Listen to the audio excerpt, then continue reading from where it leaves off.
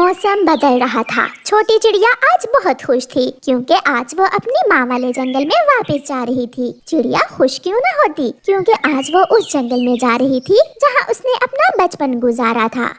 अपना थोड़ा बहुत सामान बांधकर चिड़िया अपने पड़ोसी कौवे के पास जाती है जो अभी तक सोया हुआ था। कौवे भैया उठो, तुम अभी तक सोए हुए हो। रात हमने तय किया था कि हम सुबह सवेरे ही सफर पर निकल जाएंगे। चिड़िया, सारी रात मुझे डरावने सपने आते रहे हैं, इसी कारण मैं अच्छे से सो नहीं पाया। मैंने कौन सा कोई सामान बांधना है, मैं तो तैयार हूँ। तो फिर चलो, दोपहर से पहले पहले हम इस जंगल से निकल जाएंगे। मैंने अभी नाश्ता करना है। कौवे भैया, मैंने भी अभी नाश्ता नहीं किया, हम रास्ते में कहीं से नाश्ता कर लेंगे। फिर चिड़िया और कौवा उड़ते हैं। चिड़िया बहुत ईमानदार, मेहनती, सच्ची और अच्छी चिड़िया थी, जबकि कालू कौवा हर वक्त चिड़िया को उल्लू बनाने के चक्कर में ही रहता था। वो बहुत पुराने दोस्त थे, फिर भी कौवा अभी तक खुद को बदल न सका था। मैं थक गई हूँ। यहाँ तो आसपास पानी भी नहीं है, मुझे प्यास लगी है। मैं भी बहुत प्यासा हूँ। चिड़िया, तुम यहाँ बैठो, मैं वो सामने वाले घर से पानी का पूछता हूँ। फिर चिड़िया अपने सामान के पास बैठ जाती है और कालू कौवा थोड़ी दूर एक घर के पास जाता है। कौवा दरवाजे पर दस्तक देता है। वो घर तोते का था। तोता बाहर आता है। बताओ कौवे, क्या बात है? तोते, मैं और मेरी दोस्त चिड़िया परावासी हैं। हम अपने पुराने जंगल जा रहे हैं, बहुत प्यास लग गई है। क्या तुम्हारे पास कुछ पानी है? यार कौवे, पानी तो है मगर थोड़ा है, नदी यहाँ से बहुत दूर है। मेरे पास जितना पानी है मैं आपको दे देता हूँ। फिर मिट्ठू तोता अपने घर से एक गिलास पानी का लाकर कौवे को दे देता है। मेरे पास यही पानी था, तुम दोनों आधा आधा पी लो। ये तो बहुत कम पानी है, हम दोनों की प्यास नहीं बुझेगी इससे। ऐसा कहते हुए कौवा वो पानी पी लेता है और गिलास मिट्ठू को दे देता है। चिड़िया नदी से जाकर पी लेगी। कौवा वहाँ से चला जाता है। अजीब कौवा था, अपनी प्यास बुझा ली और अपनी दोस्त को प्यासा ही छोड़ दिया। कौवे भैया, क्या पानी नहीं मिला आपको? क्या जमाना आ गया है, वो मोटी चोंच वाला तोता रहता है उस घर में। मैंने पानी मांगा तो बातें सुनाने लगा, भिखारी कहने लगा वो मुझे। मैंने भी अच्छी सुनाई उसे आगे से। कोई बात नहीं कौवे भैया, मैंने थोड़ा आराम कर लिया है, अब हम नदी से जाकर पानी पी लेंगे। ऐसे वो दोनों फिर से उड़ते हैं। जंगल के बाहरी रास्ते पर उन्हें एक ठंडे पानी की नदी मिल जाती है। वो वहाँ रुकते हैं। चिड़िया अपना सामान रखती है और जी भर के पानी पीती है। कौवे भैया, तुम भी पी लो पानी। कौवे ने तो पहले ही पानी तोते से लेकर पी लिया था, इसलिए वो ऐसे ही नदी में चोंच मारने लगता है जैसे वो पानी पी रहा हो। वो नदी से जी भर के पानी पीते हैं और फिर से उड़ते हैं। वो सुबह से भूखे थे, उड़ते उड़ते वो थक गए थे। अभी आधा सफर ही तय हुआ था, उन्हें भूख लग जाती है। वो सूखे का जंगल था, इसलिए आसपास खाने की कोई चीज भी ना थी। अब तो भूख से पेट में दर्द होने लगी है और उड़ना बहुत मुश्किल है। भूख तो मुझे भी बहुत लगी है। चिड़िया, मैंने तो सुबह से नाश्ता भी नहीं किया। चिड़िया, तुम यहाँ बैठो, वो सामने एक घर है, मैं जाता हूँ, हो सकता है वहाँ से हमें कुछ खाने को मिल जाए। कौवा वहाँ जाता है। वो दस्तक देता है। अंदर से एक सुंदर सी कबूतरी बाहर आती है। कौवे, क्या बात है, क्या आप भूखे हो? हाँ, मैं भूखा हूँ, मैं बहुत भूखा हूँ, प्लीज मुझे कुछ खाने को दो। मैं अभी आपको खाने को कुछ ला कर देती हूँ। फिर वो कबूतरी अपने घर से 2 लड्डू और एक चने का दाना लेकर आती है। लो कौवे भैया, ये 2 लड्डू और एक दाना चने का था मेरे घर में, ये आप खा लो, मेरा पति मेरे लिए और भोजन ले आएगा। आप बहुत अच्छी हो कबूतरी, यात्रियों का बहुत ख्याल रखती हो आप। ऐसा कहते हुए कौवा वो दोनों लड्डू खा लेता है। कौवे, वो सामने बैठी चिड़िया कौन है जिसके पास सामान है? वो चिड़िया भी मेरे साथ ही है। ये चने का दाना मैं उसी के लिए लेकर जा रहा हूँ। कौवा चने का दाना लेकर वहाँ से चला जाता है। अजीब कौवा था, चिड़िया के लिए चने का दाना और दोनों लड्डू खुद खा गया। कबूतरी अपने घर में चली जाती है। चिड़िया चिड़िया, ये एक चने का दाना मिला है। चिड़िया, मैं भूखा रह लेता हूँ और ये तुम खा लो। नहीं कौवे भैया, ये कैसे हो सकता है कि मेरा दोस्त भूखा रहे और मैं दाना खा लूं? ये दाना आप खा लें। चिड़िया, मुझे शर्म आ रही है, मैं ऐसा नहीं कर सकता। कौवे भैया, आप खा लो ये दाना, हमें आगे से जरूर भोजन मिल जाएगा। कौवा अपना सर झुकाए वो चने का दाना भी खा लेता है। वो फिर से उड़ते हैं। शाम से पहले ही वो अपने जंगल में पहुंच जाते हैं। अब उन्हें रहने के लिए घर बनाना था। वो दोनों इधर उधर देखते हैं। एक पेड़ पर एक पुराना घर था। चिड़िया कौवे से कहती है, कौवे भैया, हम ऐसा करते हैं, इस पुराने घर की मरम्मत कर लेते हैं और दोनों मिलकर इसी घर में रह लेंगे। ना ना चिड़िया, ये घर पहले मैंने देखा है, इसलिए ये घर मेरा हुआ। तुम अपने लिए अलग घर बना लो। कौवे भैया, इतनी जल्दी में मैं कैसे घर बना सकती हूँ? चिड़िया, ये तुम्हें ही सोचना होगा, मेरे पास इतना दिमाग नहीं है। मैंने तो समझा था तुम मेरे दोस्त हो, मगर तुम तो बहुत मतलबी और बुरे हो। मैंने तोते जी से पानी पिया, कबूतरी से खाए लड्डू, बना बनाया घर मिला है, तुझको मिलेगा डुड्डू। ऐसे कहते हुए कौवा उस पुराने घर की मरम्मत करने लगता है। गंदे कौवे, दुष्ट कौवे, मित्र को धोखा जो भी देगा उसका अंत बुरा ही होगा। ऐसा कहते हुए चिड़िया अपना सामान दूसरे पेड़ पर रखती है और अपना घर बनाने का काम शुरू करती है। वो सूखी लकड़ियों और टिंकों से घर बनाना जानती थी। वो कोई बड़ा नहीं बल्कि अपने लिए जल्दी में छोटा सा घर बना रही थी। दुष्ट कौवे ने भी टूटे हुए घर की थोड़ी बहुत मरम्मत कर ली थी। उसका पेट भी भरा हुआ था, इसलिए वो आराम से सो जाता है। चिड़िया अपना घर बनाकर अपना सामान घर के अंदर रखती है और अपने लिए दाना लेने चली जाती है। थोड़ी ही दूर बेरी के पेड़ से उसे मीठे फल मिल जाते हैं। अपने घर में बैठी चिड़िया मीठा फल खा रही थी और एक छोटी सी खिड़की से बाहर देख रही थी जब वहाँ एक चील आती है।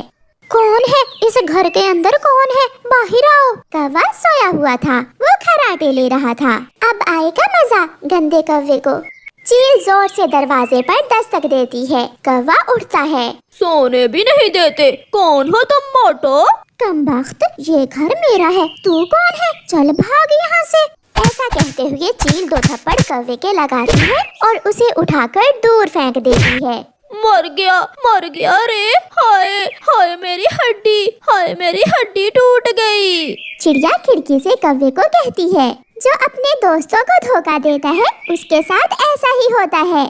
ऐसा कहते हुए चिड़िया खिड़की बंद कर लेती है। प्यारे दोस्तों, इस कहानी को लाइक, अपने दोस्तों के साथ शेयर और चैनल को सब्सक्राइब करना बिल्कुल मत भूलना। आपका धन्यवाद। अपने घर में आग जलाने के लिए चिड़िया का पति लकड़ियाँ काट रहा था। सुबह से दोपहर हो जाती है। वो थक गया था। झाड़ियों में छुपा हुआ दुष्ट कौवा इधर उधर देखता है और झाड़ियों से बाहर निकलता है और जल्दी से आकर पापा चिड़िया का टिफिन खोलता है और उसमें से भोजन खाने लगता है। वो जल्दी से टिफिन खाली कर देता है और वहाँ से भाग जाता है। भूख लग गई है, अब मैं अपना खाना खा लेता हूँ और बाकी का काम बाद में करूँगा। वो अपना टिफिन खोलता है। ये क्या, आज फिर किसी ने मेरा खाना चुरा लिया। इसका मतलब आज फिर मुझे भूखे ही रहना पड़ेगा। कौन है वो जो मेरे पीछे ही पड़ गया है, हर रोज मेरा खाना चुरा कर खा लेता है। ऐसे पापा चिड़िया सारा दिन भूखे पेट ही काम करता है और शाम को अपनी लकड़ियाँ लेकर घर जाता है। गुड़िया की मम्मा कहाँ है? मुझे जल्दी से खाना दे दें, बहुत भूख लगी है। खाना तैयार है। क्या आज फिर किसी ने आपका खाना चुरा तो नहीं लिया? हाँ, मुझे आज भी भूखे ही रहना पड़ा। जब मैं खाना खाने आया तो मेरा टिफिन खाली था। पापा, वो चोर जरूर आपको छुप कर देखता रहता होगा और फिर जब आप टिफिन से थोड़ी दूर जाते होंगे तो वो चोर अपना काम दिखा देता होगा। मैं झाड़ियों में बैठा हुआ था। जैसे ही चिड़िया का पति लकड़ियाँ उठाने दूसरी तरफ गया तो मैं झट से गया और उसका टिफिन खा गया। कालू, क्या था आज चिड़िया ने उसके टिफिन में क्या रखा था? एक भुनी हुई मछली। मछली का सुनकर तो गोरी के मुंह में पानी आ जाता है। फिर तो बहुत मजा आया होगा तुम्हें। कालू, मैं भी जाऊंगी तुम्हारे साथ टिफिन चोरी करने कल।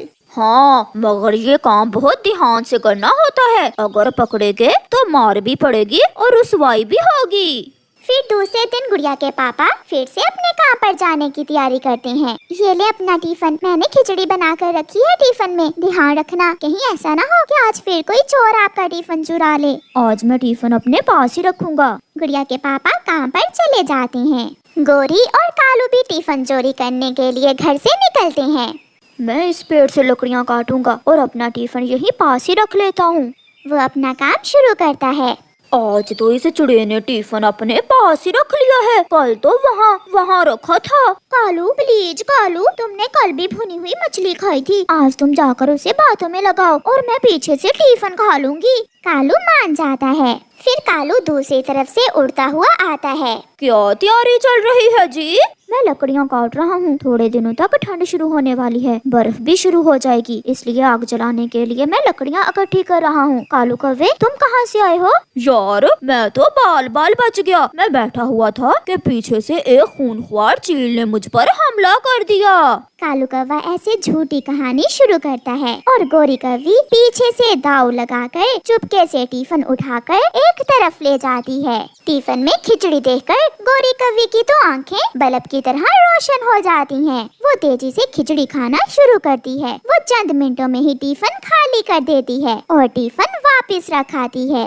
तुम फिर कभी पहाड़ों की तरफ न जाना, वहाँ बहुत खतरा होता है। अब मैं जाता हूँ, मेरा काम हो गया और तुम अपना काम करो। कालू कौवा वहाँ से चला जाता है। गोरी भी थोड़ी दूर एक पेड़ पर पहुँच चुकी थी। कालू, जब तुमने कहा कि वो चील मुझे पकड़ने लगी थी तो मेरी हंसी निकल रही थी। वो मेरी झूठी कहानी को कैसे सच समझकर सुन रहा था। वैसे आज टिफिन में था क्या? आज टिफिन में खिचड़ी थी। वो चिड़िया तो बहुत मजे की खिचड़ी बनाती है, मजा ही आ गया। अब तुम घर जाओ और मैं दाना खाकर घर आता हूँ। गोरी घर चली जाती है। ये कैसे हो सकता है? आज तो मैं अपने टिफिन से 1 मिनट के लिए भी दूर नहीं गया। मुझे तो ऐसा लग रहा है ये कोई जादू है। ऐसे कैसे हो सकता है? पापा चिड़िया उस दिन फिर से भूखा ही रहता है। शाम को जब पापा चिड़िया घर जाता है तो वो अपनी पत्नी को सारी बात बताता है। मैं पास में ही तो था, फिर ये सब कैसे हुआ? मुझे तो कुछ समझ नहीं आ रही। अब मुझे उस चोर को पकड़ना ही होगा। वो तो हर रोज ही तुम्हारा टिफिन चोरी करने लगा है। पापा, मैं कल आपके साथ जाऊंगी। मैं टिफिन के पास ही छुपकर बैठ जाऊंगी और वो चोर जैसे ही टिफिन चुराने आएगा तो मैं शोर मचा दूंगी। कल वो पकड़ा भी जाएगा और उसे सजा भी मिलेगी। कालू जी, कल कैसे चुराएंगे उस पागल चिड़े का टिफिन? कल की तुम चिंता ना करो, कल मेरी बारी है, मैं अपना काम कर लूँगा। फिर दूसरे दिन जब मम्मा चिड़िया अपने पति का टिफिन तैयार करती है तो खाने में पेट खराब करने वाली दवा मिला देती है। आपने आज टिफिन नहीं खाना क्योंकि आज मैंने चोर को सजा देने के लिए खाने में पेट खराब करने वाली दवा मिलाई है। अब तो चोर पकड़ा जाएगा। तुमने उसे सजा देने की अच्छी योजना बनाई है। पापा, मैं भी देखूंगी वो चोर कौन है जो मेरे पापा का हर रोज खाना चोरी करके खा जाता है। पापा चिड़िया अपने काम पर चला जाता है। आज पापा चिड़िया जानबूझकर टिफिन थोड़ी दूर रखकर दूसरे पेड़ से लकड़ियाँ काटने लगता है। कौवा तो पहले से ही झाड़ियों में छुपा हुआ था। मौका अच्छा है, अभी काम दिखाता हूँ। भूख भी बहुत लगी हुई है। कौवा अभी जाने ही लगता है कि पीछे से गोरी कौवी भी आ जाती है। कालू जी, मुझसे रहा नहीं गया, मैं भी खाऊंगी। हम दोनों मिलकर चोरी करते हैं टिफिन से खाना। फिर कौवा और कौवी आहिस्ता आहिस्ता आगे बढ़ते हैं और जाकर गोरी टिफिन का ढक्कन खोलती है। रोटी की चूरी देखकर कालू और गोरी एक दूसरे की तरफ देखते हैं और शुरू हो जाते हैं। वो तो मिनटों में ही सारी चूरी खा लेते हैं। कालू, कुछ हो रहा है, मेरे पेट में कुछ हो रहा है। ऐसा कहते हुए गोरी धमाका करती है और साथ ही कालू शोर मचाता है। मेरा पेट, हाय मेरा पेट, बचाओ, मुझे बचाओ। गुड़िया के पापा भी वहाँ आ जाते हैं। सामने टिफिन खाली पड़ा था और कौवे जमीन पर लेटे टांगे ऊपर करके रो रहे थे। तो ये तुम दोनों हो जो हर रोज मेरा टिफिन चुराते हो। एक ना एक दिन तो पकड़े ही जाना था ना। मेरा पेट, प्लीज हमें डॉक्टर के पास ले जाएं, हम मर जाएंगे। हाय। मम्मा चिड़िया और गुड़िया भी वहाँ आ जाती हैं। साथ में मिठू तोता और कबूतर भी था। तो ये है वो चोर, आखिर पकड़े ही गए। दोस्तों, हमें बचा लें, मेरे पेट में बहुत दर्द है। जब चोरी का भोजन खाओगे तो पेट में दर्द तो होगा। और खाओ चोरी का भोजन। आज के बाद तुम दोनों कभी चोरी नहीं करोगे। किसी न किसी तरह वो भागकर अपने घर पहुंच जाते हैं। गोरी, मुझसे शौचालय नहीं जा होगा। कालू जी, आज के दिन घोंसले को ही शौचालय बना लेते हैं, मेरा भी यही हाल है। ऐसे चिड़िया अपनी बुद्धि से कौवों को अच्छी सजा देती है और वो सबके सामने शर्मिंदा भी होते हैं। प्यारे दोस्तों, इस कहानी को लाइक करना बिल्कुल मत भूलना। आपका धन्यवाद।